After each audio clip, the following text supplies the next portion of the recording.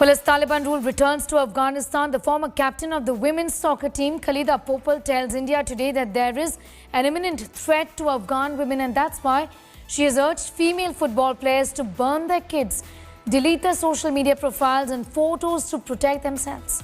The co-founder of the Afghan Women's Football League has always been vocal about women empowerment. She has been using, in fact, her clout. She's been lending a voice to encourage young Afghan women to stand strong and to be bold, stand up against the terror group.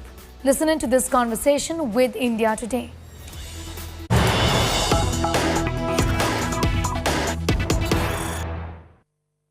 And now I'm being joined by Khalida Popal, the ex-captain of Afghan soccer team. Khalida, I really appreciate you taking the time out and joining us, and more so in being so vocal about everything that you feel today. Khalida, what are your thoughts today as I speak to you with the Taliban taking over Afghanistan and the fate of women like you and your comrades in the sport and women in sport in the country? It is sad. It's heavy. It feels scary to see how a country collapse dramatically. How the enemy of humanity and women take over the country and get more power. I'm worried for the women of Afghanistan. I'm worried for the young generation of Afghanistan that never experienced life under the regime of Taliban, who had dreams and hopes and who wanted peace in Afghanistan. But now they are left alone without any protection in the country. You have urged the female football players to burn their kits, to delete their social media profiles, to delete their photos as well.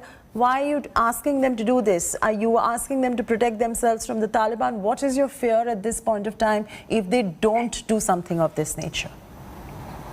I hear it from the players because I have been in close contact with my players in Afghanistan. The Taliban has started searching houses, started searching for activists or for people who have been like vocal in media and public profiles, and they start killing people and they start like taking people out of their houses. So for me at that point, the most important thing was like how to protect our players. What is it the right thing to say to at least help them to protect themselves? So the first thing was like, okay, take down your social media channels, like take your profiles, take all the photos you have in your own social media channels. At the same time, get rid of your clothes, like burn it, get rid of it, because if they enter your house and they find it, maybe it will be trouble for you. So at least like how to protect yourself. When you say if they enter your house, this is going to be trouble for you, if they find your football equipment, are you fearing for their lives and yours at this point of time?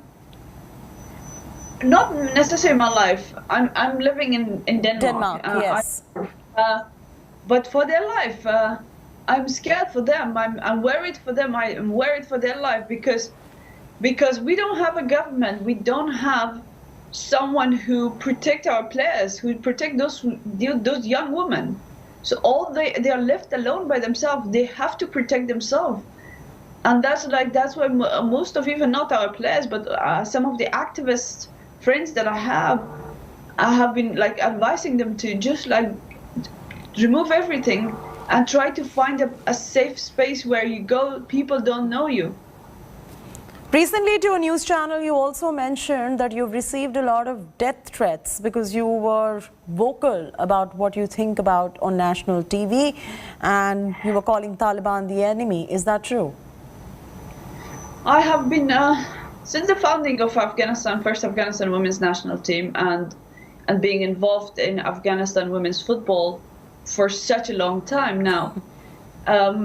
I have played major role with development of women's football in Afghanistan, and I have even been, when I was in Afghanistan, that was a way, football was a way of activism for me, a way to be an activist, to stand for my right and also to be the voice for voiceless sisters and stand for the right of women and men and innocent people of Afghanistan.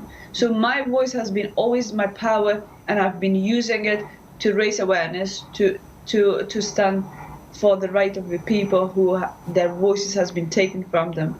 So it was not only Taliban, the people who have been in corrupt government, the people who had abusing the power. So being a vocal and being an activist, being bold, it is very dangerous in a country like Afghanistan. So many friends of mine was killed, shot dead, disappeared. I was lucky I could manage to survive.